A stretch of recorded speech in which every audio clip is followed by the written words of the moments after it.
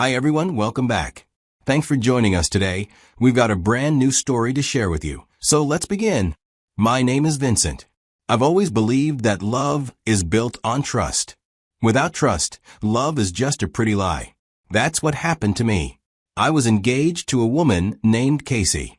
We had been together for years. We'd spent so much time building a life together. But all of that fell apart when I found out she was still going out on dates with another man. When I found out, it broke everything in me. That night changed everything. And in the next few minutes, I'm going to tell you how it went down. I met Casey at a mutual friend's housewarming. Our conversation started simple. Then somehow we ended up talking for hours. From there, we kept in touch. At first it was casual, meeting up for coffee, grabbing lunch when our schedules allowed. But over time, we both started putting in more effort. Those casual meetups turned into dinners, weekend hangouts, late-night calls, and eventually, we were officially a couple. Our relationship grew steadily. We didn't rush things, but it also didn't stall. We dated for over 3 years, and through that time, we built something that felt solid. By the second year, it had become normal for Casey to spend most weekends at my place, usually from Friday evening through to Sunday night. It made sense, and I welcomed it. She never moved in permanently, and honestly, that was fine with both of us. My house gave us space to spend time together comfortably, and it didn't feel necessary to rush cohabitation. Her place was smaller, and while I did visit her there from time to time, living there full-time never really made sense. One thing I always appreciated about Casey was her openness. From the early days of our relationship, she never hesitated to talk about her past. Past relationships, mistakes, lessons, even family drama. She didn't hide anything. She was especially open about a childhood friend of hers, someone she described as like a brother. Said they've never been romantically involved. I didn't overthink it. I trusted her. Completely. She gave me no reason not to. And when someone lays everything on the table like that, you assume they're being honest. Eventually, we got engaged and she said yes. We started talking about our wedding. We discussed potential honeymoon destinations, guest lists. What kind of home would we want? Emotionally, I was all in. Financially too, I was saving, planning, and making sure I could give her the life I felt she deserved. It felt like we were aligned. But I would learn that appearances, no matter how convincing, don't always tell the full story. One Friday evening, Casey showed up at my place, just like she always did. She had her weekend bag. It was comforting to have her around. That night over dinner, she casually said between bites that she would have to head back to her parents tomorrow, adding that it's family stuff. I nodded and told her it was fine. She doesn't really need to talk much about her family business, and I always tried to respect that. I don't poke around in people's personal matters when they don't feel like sharing. And she'd never given me a single reason not to believe her. After dinner, like we usually did, we moved over to the couch and queued up a movie we had been meaning to watch all week. Halfway through, I felt her head slowly lean onto my shoulder. She had fallen asleep, something she often did when she was exhausted. I just let her rest there, gently wrapped my arm around her, and watched the movie to the end. But throughout the movie, her phone kept lighting up with no sounds. At first, I brushed it off as her group chats. When the movie finally ended and the credits began to roll, I leaned forward, planning to gently wake her so we could move to the bed. Before I tapped her shoulder, my eyes went to her phone. I picked it up. Just instinct, I guess. And the first thing I saw on the lock screen wasn't what I expected. The previews of the messages were not the kind of words a brother sends to you. Now, we had each other's passwords. That was something we both agreed to early on in the relationship. A gesture of trust. So, without really thinking, I entered her code and unlocked it. What I saw next is hard to put into words. The messages from her so-called childhood friend weren't jokes or simple check-ins. They were flirty, intimate, filled with emojis, inside references, and worse, plans. My eyes landed on one message from him that said, "Can't wait to see you tomorrow." And her reply? A heart emoji. Then, I told him I'd be at my family's. We're good to go. I was stunned. That message was sent just a few hours ago, probably while we were eating dinner.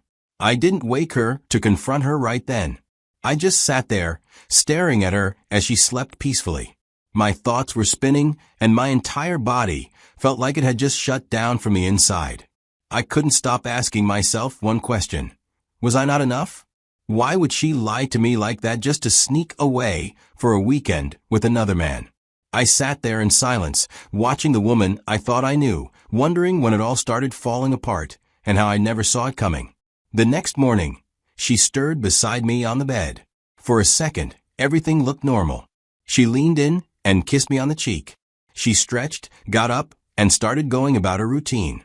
Brushed her teeth, came back into the room, pulled her overnight bag from the corner, and threw in a few of her things that were at my place before.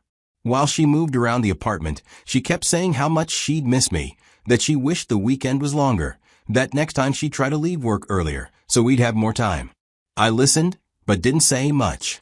Everything she said felt like lines from a script she'd practiced before. And maybe it was. She might have had to rehearse the words to sound believable before going off to meet someone else. I didn't say anything. I wanted to see how far she'd carry on the act. So I let her speak. After a while, she paused. She looked at me properly. I guess she noticed I wasn't being the version of myself she was used to. She tilted her head and asked, "Are you okay?" I shrugged and gave her the same line I'd always use when I didn't want to talk. Nothing. She chuckled, not knowing how far things had shifted. "Ah," she said playfully. "You're already missing me?" She walked over and nudged my arm, like that would break the tension. I forced a small smile. And in that moment, while she laughed and zipped up her bag, I realized just how heavy silence can be when you're holding it in your chest. She grabbed her bag and walked to the door.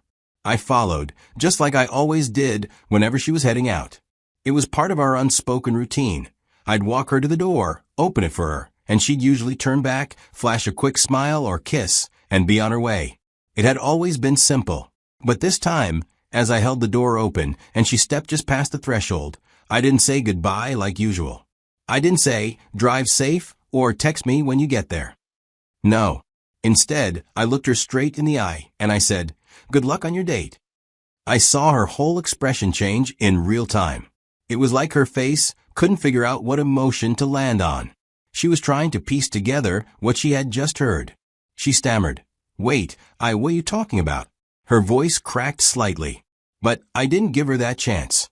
I raised my hand gently, just firm enough to tell her to stop. "There's no need," I said. Then I closed the door. The second I shut the door and walked away, the silence didn't last long. Almost immediately, I heard her knock. It was desperate, loud, like she couldn't believe what just happened and needed to undo it somehow.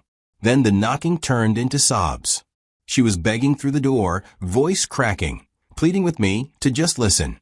My phone buzzed once, then again. Then it wouldn't stop.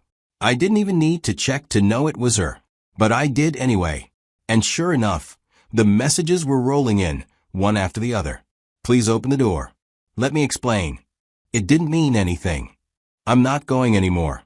I'll cut off anyone you want. Just open up."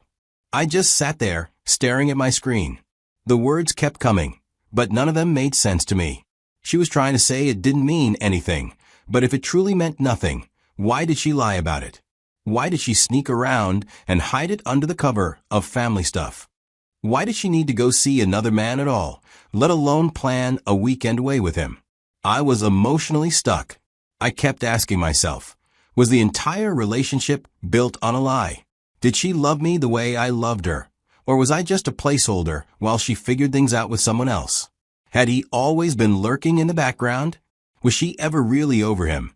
Or was I just the guy she said yes to because I was present, reliable, and safe?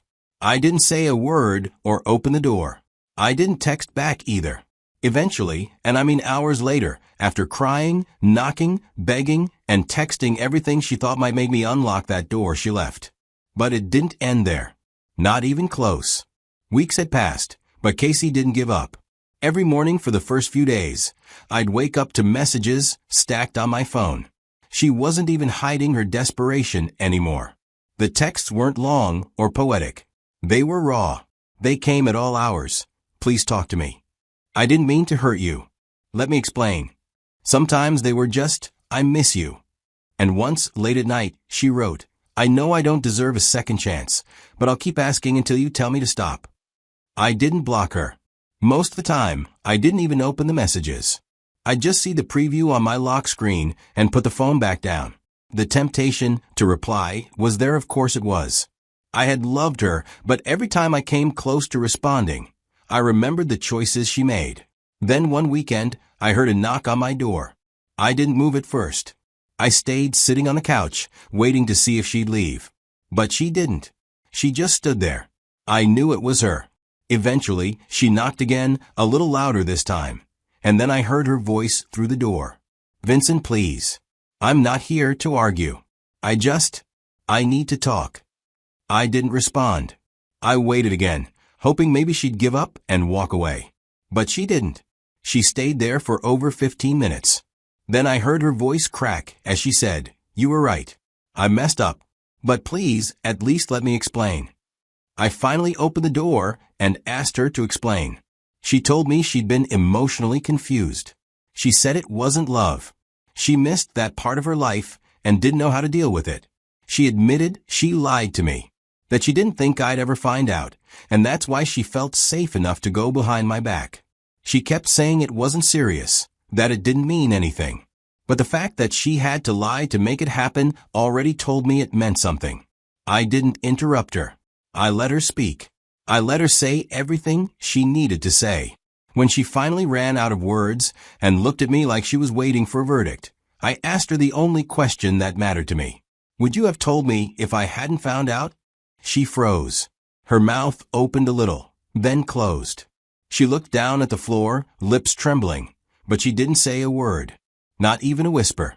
And in that silence, I heard the truth louder than anything she had just told me. If I hadn't checked her phone, if I hadn't read those messages, she would have gone off that weekend, smiled in my face afterward, and kept planning our wedding like nothing ever happened. I moved back quietly. She looked up, eyes full of hope, like maybe I'd say it was okay, that I'd forgive her. But I didn't. I said, then this engagement was based on lies, and I won't build a marriage on that. She tried to say something, but I raised my hand again, calmly. I wasn't going to yell. I was past that. I just told her, please don't message me anymore. Don't come here. Don't show up again. Let this be the last time. Then I walked back inside and locked the door. She stood there for a moment, eyes filled with pain, and then she left. You know, people often say that love is about trust. I never thought I'd be in the kind of situation where I'd have to question everything. But when I found out what Casey had been doing behind my back, it wasn't just the trust that broke. It felt like the love cracked open too. It's strange. You can be so sure of someone. You can build plans, invest your time, your energy, your emotions, and still have the rug pulled out from under you. That's the part that hurts the most. That lie wasn't just a small mistake. It showed me that she was willing to hide big things. It made me wonder how many other lies were hidden in our so-called honest moments. I think betrayal doesn't just kill trust. It slowly eats away at everything you thought was real. Even now, I catch myself going back to some of those moments and asking, was that genuine? I'm not going to sit here and pretend I've got it all figured out or that I'm completely over it. I'm not. But I am clear on one thing. I deserve honesty. So now I'm turning to you. What would you have done if you were in my shoes? Do you think I handled it the right way? Or is there something I could have done differently? Maybe something I missed? Drop your thoughts in the comments. Let's talk about it. Because at the end of the day, someone else might be going through the same thing right now, and your words could help them see things more clearly.